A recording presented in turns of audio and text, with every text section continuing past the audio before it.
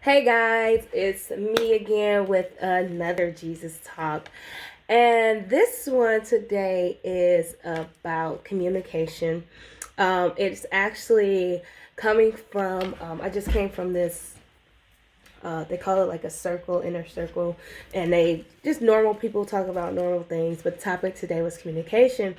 And as I was sitting there and we were discussing, different things, the Lord was just speaking to me, and I wanted to share what I heard with you guys. So, first of all, um, communication. We're talking about communicating with people that you love. This can be a relationship, a husband, a wife, your significant other. All right. So the first thing is in communication, in order to communicate with somebody, you have to either be able to speak the language that they speak, right? So most of you guys speak English, I speak English. Or you must be able to speak the language that they speak. So if you speak Spanish, I'm not going to talk to you in English. I'll talk to you in Espanol, right? So that's the understanding with love languages, right? We all have different love languages, and in order to communicate in a healthy way with your significant other, you should speak their love language. Many of us have heard of the five love languages, and many of us have not heard of the five love languages. So, I am just going to do a really brief introduction of the five love languages that were formulated by Gary Chapman some while ago, almost 20 something years ago. Okay, there are five of them. The first one is words of affirmation. Okay, words of affirmation is when you're using words to build up the other person, saying like, "Thanks for taking the garbage out." Um, it's not. It's about time you took out the garbage. Um, the files we're going to carry it out for you. The flies were going to carry it out for you. Okay, that's something that they wrote. But basically, words of affirmation is using words to build up the other person. So, telling them thanks for doing things, telling them that they look nice, telling them that they look good. This may be somebody's love language, and you need to know that that's their love language so that you can speak it to them. The second one is gifts. A gift says someone is thinking of you and they thought of you enough to buy you a gift. So that's a pretty general one, but some people appreciate gifts way more than others, and that's their love language. The third one is acts of service. Doing something for your spouse that you know they would like cooking a meal, washing the dishes, vacuuming the floors. These are all acts of services. Acts of services usually don't really include spending money. It's an act of service. Cutting the grass, opening the door for your partner, carrying the bags, walking them down to their car, carrying the bags, waiting for them when they get home to carry the bags inside the house. It could be anything. Those are so somebody's love language could be act of service. The fourth one is quality time, by which that means not just going to the movies or hanging out at the bar or whatever, but giving your spouse undivided attention, like taking a walk together, or even sitting on the couch watching TV, or just sitting on the couch with the TV off, or talking and listening. This is considered quality time. And the last one is physical touch. That's holding hands, hugging, kissing, sexual intercourse. These are all expressions of love for someone who love language is physical touch. Okay, so those are the five love languages.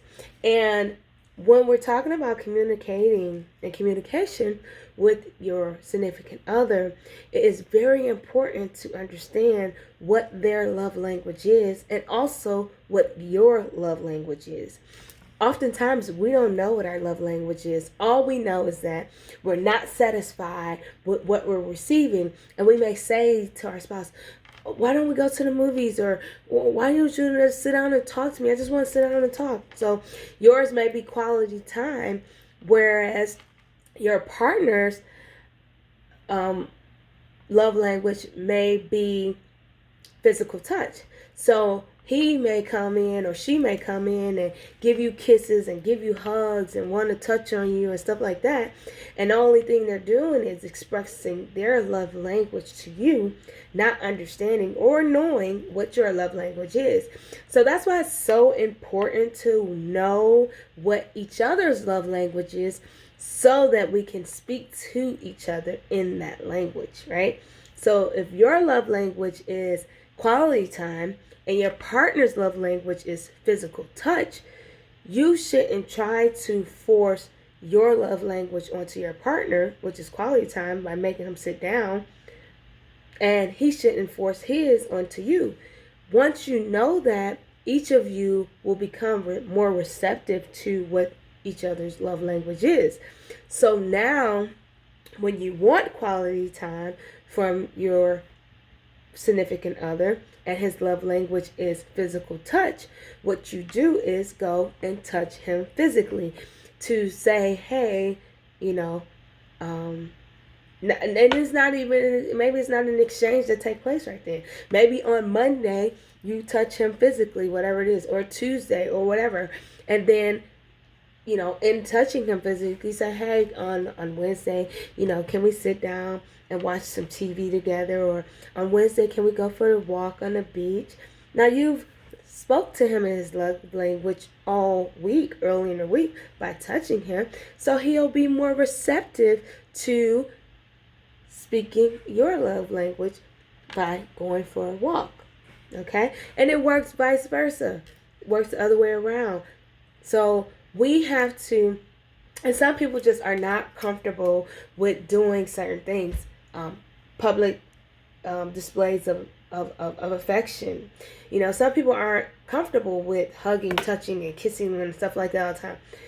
If we want our relationships to grow, right, because you meet somebody, you don't want to remain in that space where you meet them. You want that thing to grow and to mature. You want your relationship to mature. So if you want the relationship to mature, you have to get uncomfortable. You have to do things that don't make you comfortable. You have to do things that will help you to grow. And growth is found in discomfort. You have to get uncomfortable in order to grow. Okay? So, and this applies in all relationships, as I'm reading and studying my Bible and learning more about what the Lord expects and his ways, and how he speaks to us and how much he loves us and how he wants us to love him. I am now able to speak in ways that are more receptive to the people around me, right? Learning about others' love languages so that I can speak to them, so that they can receive me in the way that I want to be received, so they can hear me. Okay? So we have to focus on not on what we want all the time, but sometimes we got to focus on other people's needs, and we'll get a lot more of what we want, if that makes sense. So I hope that this helps somebody out there. I'm so glad that I attended that circle today, and I hope that you are glad too, and I hope that you receive something from this. I love you guys, and I'll see you later.